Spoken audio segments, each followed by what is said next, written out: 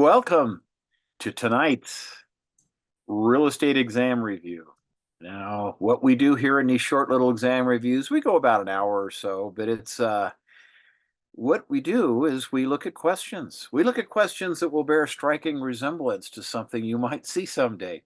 Now, you understand that there's going to be two primary documents that you're going to have to be really familiar with when you go to the real estate exam. Now, I don't care what state this is in. I mean, most states are very similar. In fact, the national test for most states is almost exactly the same.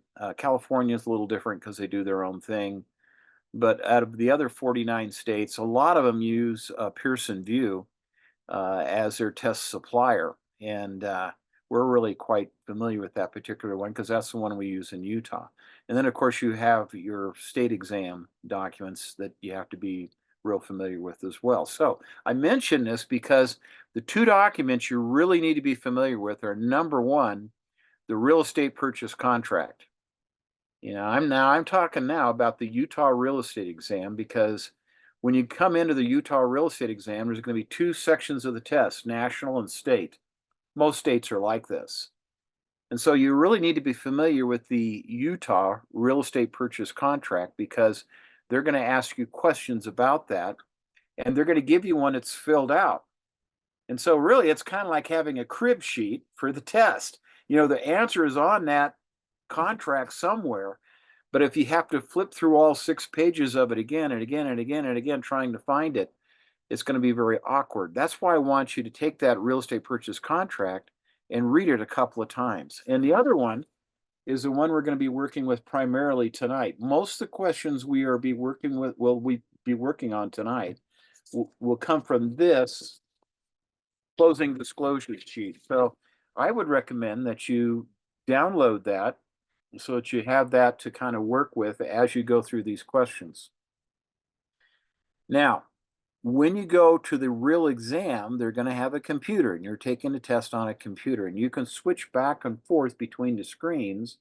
It's a little cumbersome, but they do allow you to practice that maneuvering in that manipulation of the screen transfers, before you actually tell them, okay, it's time to start the test. Okay. So, they try to accommodate you, but those are the two documents. Do not go in to the Utah real estate exam where you have not really familiarized yourself with the real estate purchase contract. And the other thing I want you to be very familiar with is this closing document, which is called a closing disclosure. And so let's just jump right into it with our first question tonight, which is, what will be the multiple principal and interest due in year 11 of the loan? Now, this is going to shake some of you to the bone, particularly math phobics. You say, how in the world am I going to figure out what the interest on a payment would be on a monthly payment in year 11? Well, would it be A, B, C, or D? I mean, it's going to be one of those four. And what's really kind of cool about it is that you can find this on the disclosure sheet. Because on disclosure sheet, if you go down to that second dark bar, it says projected payments. This is page 1 of the settlement sheets. And we've highlighted it right there. And so between years 1 and 7, it starts out at 761.78, but years 8 through 30, it's still 71.78. Okay, so 967.91 is the total projected payment. It actually kind of goes down over the years. And that's something that the title company is going to figure out for you. But this is a question where you have to extrapolate the answer, but it's right there in black and white. But you got to know it's on page 1. And that's why I want you to be familiar with this settlement document. And working through this exercise tonight, even if you have to come back through and work these 17, 18 questions that we have, I think it'll be very helpful for you. Okay, so, and then we have others that are like this as well. All right, let's go to number 2. Well, because the answer is, as it's highlighted, B, 761.78. Okay. Now, the computer, when you're taking a test, won't do that for you. You have to figure that out on your own. Let's go to number 2. Hey, hope you're enjoying the video. Be sure to like and subscribe so you don't miss any more of them. And if you want even more review material, we have in the Prep My Exam link in the comments, we've got a plethora of practice exams, we have audiobooks, we have an exam simulator, we have everything that our students use to pass the exam on their first try. Okay? And if you want to get licensed in Utah, check out realestateonlinelearning.com and we'll hook you up. Okay, what is the total loan amount issued by the lender? What's our total loan amount? 181, 162, 191, 155. Okay, well, once again, we go to our settlement sheet and we go to page 1, because on page 1, it shows you right up there that first black bar, and the first line is loan amount, 162. Okay, so you grab answer B on your answer sheet, go back to the answer sheet, grab B, and then forget about this one and go on to the next one. Okay. Don't take little bits of these questions with you as you're going through the exam, because you'll literally be crawling out of the exam center. There won't be anything left of you. And don't be too quick to change your answers either, particularly something as definitive as this. I mean, you found it right there. You knew it was on page 1. In the first 7 years, and in the subsequent 9 through 30 years, really didn't change much, but still, it didn't change at all. But that's okay. You just have to know where to find it. But hey, that's great. Wow, they gave you an answer sheet. Okay, let's look at the next question, please. We want to know, what kind of loan is this? Is it a Fannie, a VA, for FHA, or is it conventional? Okay, well, you got one of these 4. Okay, and this is you got to look here on the settlement sheet again. So let's go to our closing disclosure, and you can see on that first page once again. Now look at the top right, and right there it says loan type, and it says conventional, FHA, and others, that you can look at, VA and whatever. But one of them's checked, and it's checked conventional. So if you know where to look for the answers, I mean, wow, you can fly right through this and feel very, very confident that you got the right answer because you found it right there on the closing disclosure sheet. Okay. It is a conventional loan. So we just highlight conventional and we forget about this one and go on to the next one, which is number 4. Number 4 says, on the closing disclosure, where can the borrower find the interest rate on their loan? Now, once again, guys, this is a very introductory type thing, okay? And so a lot of this so far has been right there on page 1. Cool. So you look at page 1 and you say, see, where would that interest rate be? Well, there it is right there, right under loan terms.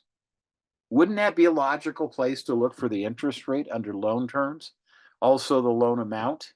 We've already been there once when we found a loan amount. So here we go. We've now found the interest rate, which is 3.875. Pretty dang good rate these days, okay? Okay, page 1 and the loan terms section, answer A. Okay. Let's go to number 5, please. Now, number 5, it says, on the closing disclosure, where can the borrower find the total cash that they need in to bring to the closing? Now, this is something that can vary a little bit, particularly with what time of the month you generally close at. But it's either going to be on page 1 or page 2. Now, if you've noticed something here, it limits which pages you need to look at. This is a great question because it actually tells you, well, my goodness, it's either going to be on page 1 or page 2. Okay. All right. So, once again, they want to know about some closing cost, and look at the bottom of the page now. It says cost of closing. And then there's cash to close, and there it is, $14,147.26. Okay. And it says cash to close, but don't you ever bring in $14,147.26 in cash to the closing. They're going to throw you out of there. What are they going to do with $14,147 in change in cash? They want you to bring in cashier's check or wire the money in. But that's something you need to work out with your individual title company. So there it goes. We found another one on number 5, page 1 under cost to close. All right. Let's go now to 6. Now 6 is an interesting question because 6 wants to know the buyer is being charged interest on line F, or I'm sorry, F line 3, per day from and to the date shown. What does this charge represent? Okay. What happens in real estate is that you're always paying for the month that was. If you had a May payment, that was due on May 1st and late on May 5th, so you always sent it in a little bit early, maybe towards the end of the previous month. But anyway, that payment just shuffles on out there, and you were paying, if that was the May payment, it paid the interest for the month of April. Okay, you paid the interest in arrears. But there's one time and one time only when the lender will charge interest in advance. And that's when you first close the loan. Because if you closed on the 15th of a month, they're going to collect about half a month's interest at the closing. Now, the cool thing is that let's say that was your closing in April, okay? The cool thing is you'll pay for the amount of days in April that they sent the money, that they lent you the money towards, and that to the end of the month. But there will be no May 1st payment because you paid that interest for the remainder of the month of April up front. And so to get things working, there'll be no interest in May or no payment in May. The interest is accruing, but the June 1st payment will pay the May interest. Okay. And so that's really a cool thing because a lot of people you're working with actually do have some money. Now I know a lot of people think that, well, in real estate, you drive around in a pretty car and you show houses and someone says, okay, I want to buy it. And that's cool. And you write it up and you get the deal done, and that is true. But the people that really survive and thrive in real estate are the people that put the properties on the market, the ones you're driving around looking at. That's called a listing agent because you can have 4, 5, 6, 10 listings at any one time. And thousands of agents in your board of realtors are out there trying to sell it for you. Okay. They're the ones showing it. So you go on a listing appointment, which could take a half hour to 45 minutes, sometimes an hour, maybe. You walk out of there with the listing, but how much time do you have to spend with the buyer? I mean, you might have to spend days and days and days showing them different properties, right? So if you had 6 listings and 1 buyer you're working with, you actually have 7 chances to make a commission, right? Right. Because somebody else could bring in an offer that is accepted on one of your listings, and maybe you find the house that your buyer falls in love with. Okay. So number 6, the buyer is being charged interest on line 3 on section F per day from to and the date shown. And what does this charge represent? It represents the interest that you pay one time and one time only on a real estate loan in advance. From the day of the month you closed till the end of that month. But most people have real jobs, okay? And so what happens is they get a check on the 1st and the 15th, okay? So if you closed them on the 16th on their new home, they would pay interest for that month you closed in up front. But that's okay. They had a lot of equity out of their other home you sold for them, that they moved out of, and now they're moving into this new home, okay? But their payroll checks still come in on the 1st and the 15th. So they're going to get one check just before the closing, another check at the 1st of the month, another check in the middle of the next month, and then maybe even one check on the first of the next month. That's 4 checks probably without a house payment. And that's pretty cool. So a lot of agents automatically want to push their closings to the end of the month, for one reason or another. But that's title companies get really jammed up then, and they get really busy because everyone was pushing to get their loans closed at the end of the month, so less prepaid interest. But if they made 2 or 3 or 400 grand out of their last house that they just sold, and they have money anyway, and they have a real job, they're really going to appreciate having all that length of time with no house payment. And that's a lengthy explanation, but here at the Institute of Real Estate Education, we're concerned not only that you pass the exam, but you know a little bit about the business and the strategies about the business as well. All right, so let's go to question number 7, please. All right, question number 7, it says, which line would you look at to determine if the buyer purchased their own title insurance? C, H, C, or B? A, B, C, or D, okay? And on this one, what we're looking at is we're going to look under section H, which would be on the second page. And there we see borrowers paid, okay, and then we also see sellers paid. So what they paid. So our question is, we want to know, did the buyer pay for their own title insurance? Okay, and so if we look in that area, we can see that there was a charge on line home inspection fee, prospecting fee, warranty fee, owner's title insurance, line 7, okay? H7. And they paid $1,000, okay? They paid $1,000. Okay, some title company. And it's listed right there. All right, so that's what you got to know. I mean, now how do you know the borrower paid it? Well, because it's in the borrower's paid column that goes from the top of the page all the way bottom of this second page, and there it is. It's $1,000 is what they paid.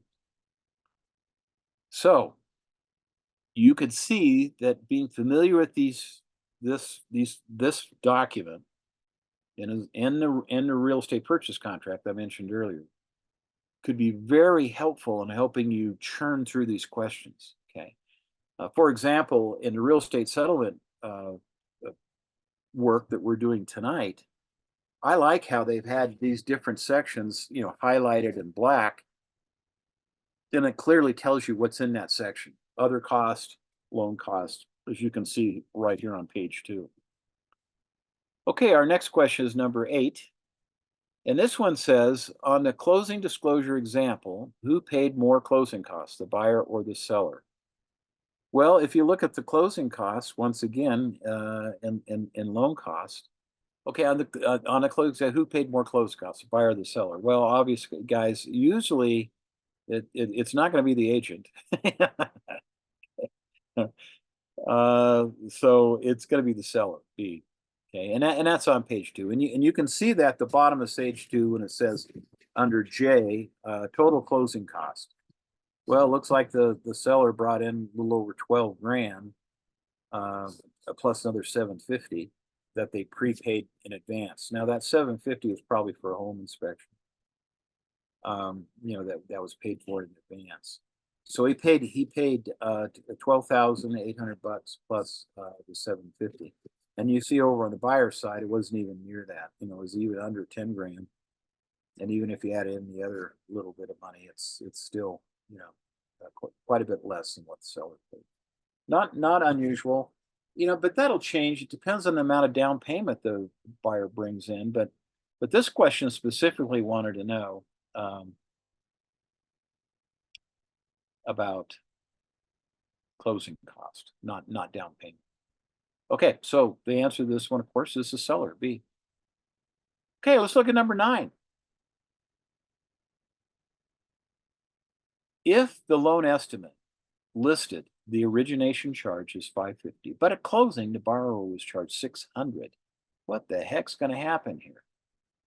A, the seller would be required to refund the difference. B, the closing date would need to be moved. C, the buyer would have to select a new lender, or D, nothing. The difference is within acceptable limits. Now you can kind of throw out B and C. You're not going to move a closing date around just because anytime you move a closing date, it's going to change the amount of money that has to be brought in because of the prorations. And B or C, I mean, the buyer would have to select a new lender. Of course not. That's just a throwaway answer. So now we're down to A. The lender would have to be required to refund the difference, or nothing. The difference is within acceptable limits. And you need to know, have a feel for that. And of course, in this one, number 9, the answer is A. The lender would be required to refund the difference. Now, there's some things that are really persnickety about with the new laws that regulate lenders. And this is one of them. If you quoted a fee and you're over that fee, you're probably going to have to refund the difference. And it's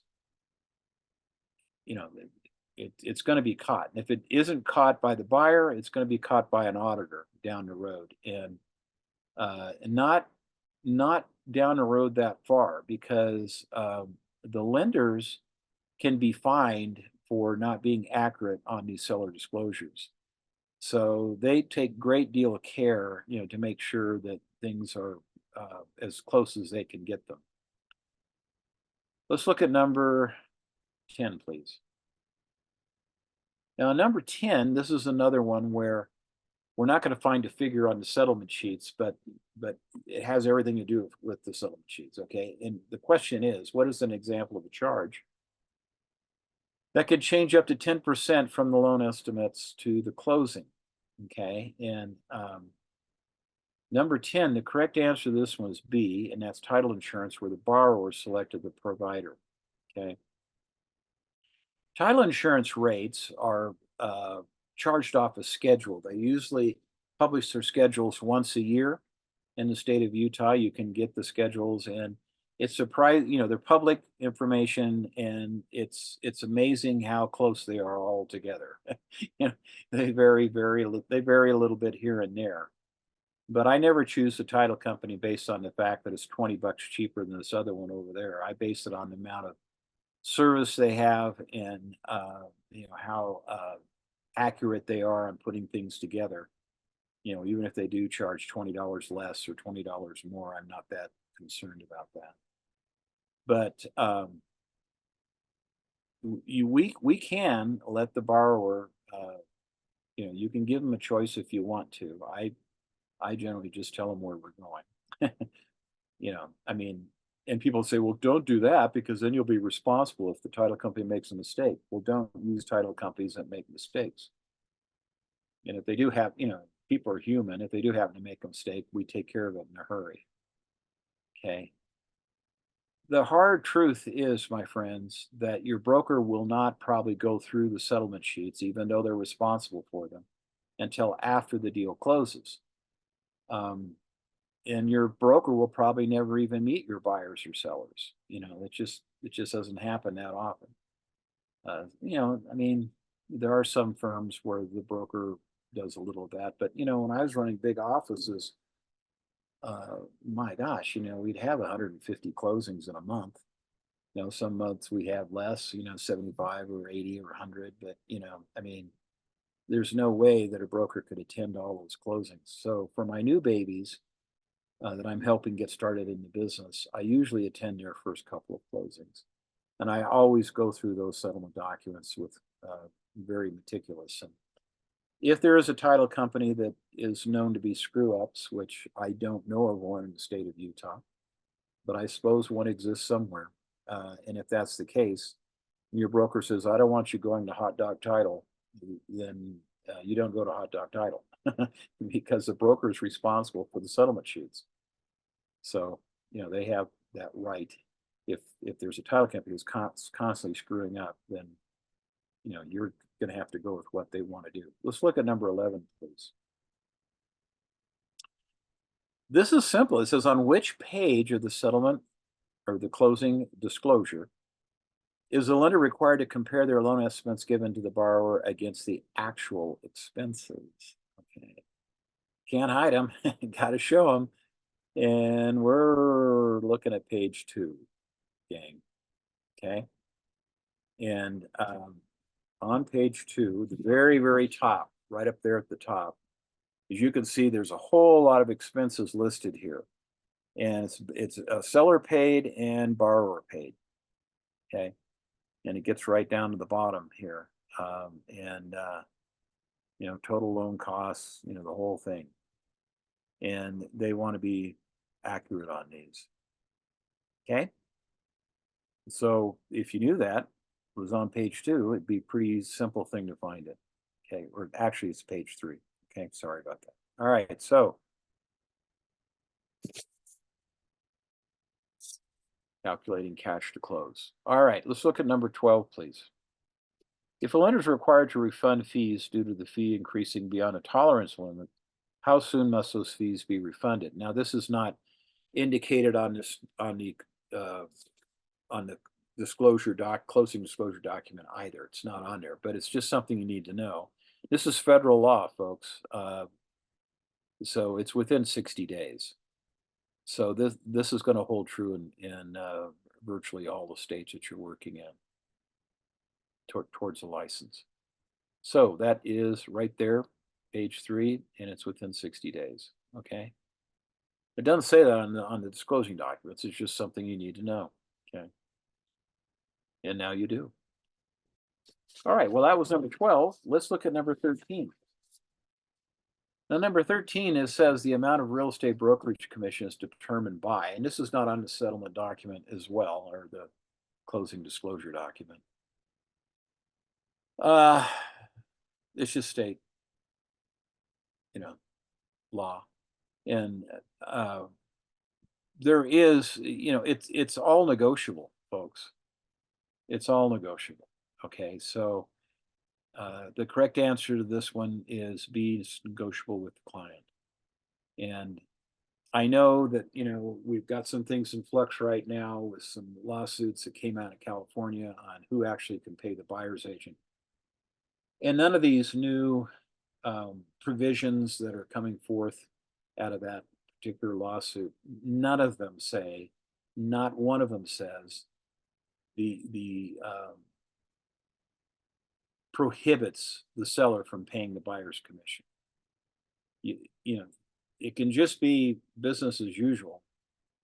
And it's kind of funny because what's going to happen is let's take a $600,000 house, okay? 6% commission, $36,000. All right.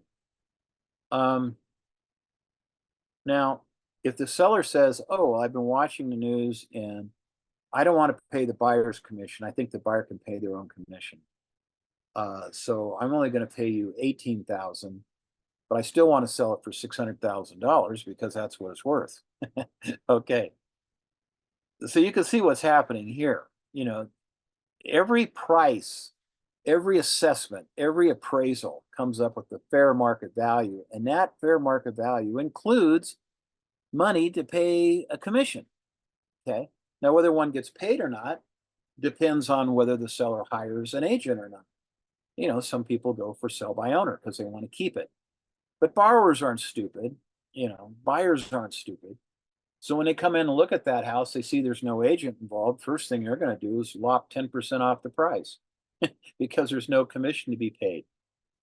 So whether you're going to save money or not depends on how good a negotiator you are and a lot of other factors, how good a negotiator the buyer is as well. But things could be business as usual.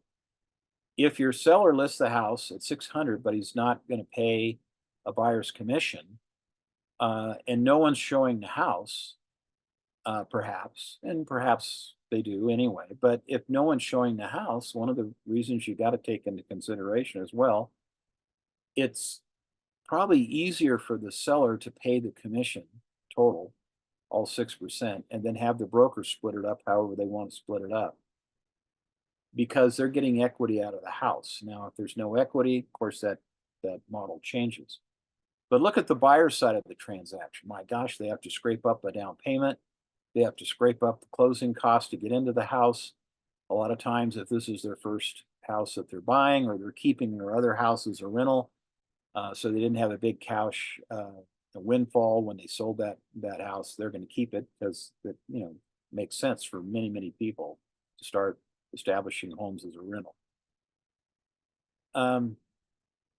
It's just going to get kind of interesting, and we'll work it out though. I mean, major things have changed before, and this is an interesting one, but um, but on the test, uh, you won't see a question on that for a while, because the test questions have to be written, they have to be tested, and before they can be used. Let's go to number 14, please. Okay, number 14. All right, here we go. On the closing disclosure, where can the borrower find a comparison of costs between the loan estimate and the closing documents? We already kind of went through this a little bit, but it's going to be on page 1, 2, 3, or 4. Okay, they're going to make you look at all the different pages. But if you're smart, you know that it's right up there at the top of one that we've already looked at. Okay, so calculating cash to close. Cool, and that was page 3. So our question, page 3, under calculating cash to close, is the correct answer. Okay, number 15. Why might the escrow payment on a loan change year to year? Why would it change? Well, because taxes go up or down, mostly up. Sometimes they can go down. So if we look at 15, here we have, you see the payment, and it shows year to year, the first few years, and then year 8 through 30, what happens to that payment. So really, if you're looking for the right answer to this one, it's going to be, what do you think, guys? D, the property taxes vary from year to year, and therefore the escrow payment may be changed to match these new costs. It is interesting in Utah that they, particularly in the large states, or the large counties, excuse me, like Salt Lake, Utah County, Davis County, and then Logan as well. So what happens is the assessor's office has kind of divided, particularly in Salt Lake County, it's divided the county up in like 4 different quadrants. And so they kind of roll through, every 4 years, they'll roll through the whole county. Now, if there's a sale in one of the quadrants that, wasn't up for reassessment in that year, they're going to pick that sale up as anyway, and they're going to reassess that as a spot reassessment, because they've got to figure on the sales, and of course they want to collect as much tax as they can collect. But it's kind of interesting. They usually send those notices out in late July or 1st of August, and that's when everyone's on vacation. Maybe they don't pay attention to it. But there's only one time a year that you can go in and challenge and say, I think my taxes are too high. And there's a process, that they go through. And what will convince them is if you bring in appraisal type information, like comparable sales, to show what other things are selling for. And there was one year we were building our business. And so we did 500 of those. We charged $50, and we went in and verified that, and the year 1, we lost every appeal. We didn't win one of them. Year 2, we went in and did it again, and we won every appeal because we took 2 solid weeks of their time in year 1, and they didn't want us back in there taking up all their time like that. So they just approved them, and eventually I suppose they went back up. I don't know, but it was it was one good way to endear yourself to, hundreds of homeowners who just wanted to feel comfortable that they were being fairly taxed. And that second year, they were much more easy to work with. Okay. Let's go to number 16 now. So it might be something you could do. There are things that you can do to actually make a living in real estate. You got to show up and go to work. Number 16, where in the closing disclosure would you look to discover who the settlement agent was? And it's there, it's really kind of in a couple of pages, but mainly it's on page 5 under the contract information. Okay. Well, no, we're on 16. I'm sorry. It's on page 5 under the contract information. Yeah, right there. And it tells you the bank and whoever, but it's on the front of the document as well too. So you can find it in another place, but there's only one correct answer here. And unfortunately, you got to look on page 2, 5, and 3, and 4. You're gonna have to look on all the pages. But once you found that one, that was a summary of the transaction and it had a lot of information on there. That was cool. Number 17. Okay, where on the closing disclosure can a borrower look to determine the total cost of the loan? Okay, this is always a shocker to some people, but it's on page 5, 4, 3, or 1. And guys, it's under 5. It's on page 5, and it's under the loan calculations right up there at the top. So if you look at that, it's going to tell you that over the life of the loan, you're going to pay a whole lot of money.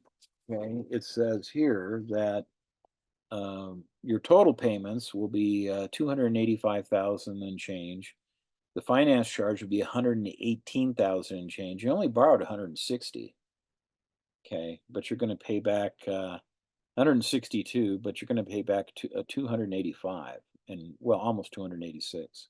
Okay, and so the total interest charge is going to be a little over $69,000 on a percentage back, or I'm sorry, 69 point, and then the annual percentage rate it shows here is 4.17. So that's it for our little discussion tonight on some math. Now, if you're a math phobic, you really didn't have to do a whole lot of math work here. Maybe a little, but nothing that you needed a fancy calculator for. Now, a lot of us carry the HP12Cs because this has the Elwood tables built into it, and which is a mathematical formula, and therefore you can figure payments out real easily. You can figure out loan balances and things like that. But you do not need a fancy calculator like this to do the test. You only need a really just a little cheapie, which I keep a few of those around here, so when the kids want to come down borrow a calculator, they can take that one, because running this one, you have to use a reverse Polish notation. So, and for some people, they just can't quite get that down a little bit. Although I do teach a class on that on occasion, which is kind of fun. But we appreciate you being with us tonight. Don't freak on questions that have numbers in them just because you're a little bit of a math phobic. There's really, most math problems you're going to find are two-steppers, and we did some two-steppers here tonight where you had to manipulate something to get the number you needed to do the real calculation. But really wasn't that serious. But we do appreciate you being here. And good grief, Dan, there's got to be over 50 or 60 of these videos now that can help you, help our students. Thank you again. We've got a lot. Yeah. So, we're proud of the work we do, and we're proud of you guys that want to take advantage of it. So, hey, get out there and make it happen. Okay. Thanks for being with us. Thanks for watching. If you want to show some appreciation to our instructors, be sure to like and subscribe so that they see how much you enjoyed it. And if you want any additional review material, check the links below for our full suite of practice materials for the real estate license exam. Thank you.